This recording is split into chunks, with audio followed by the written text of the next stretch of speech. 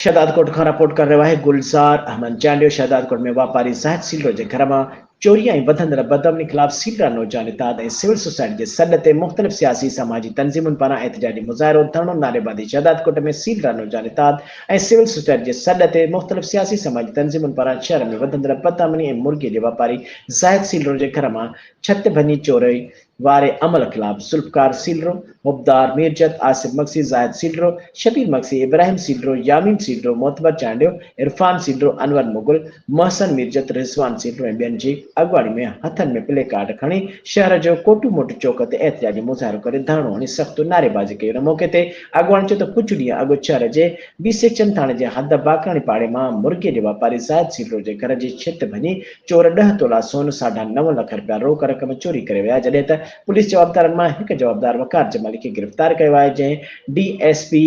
साम्हूं चोरी करणु क़बूल कई ऐं उहो पिणु ॿुधायो त पुलिस अहलकार सईद कंबो उहा चोरी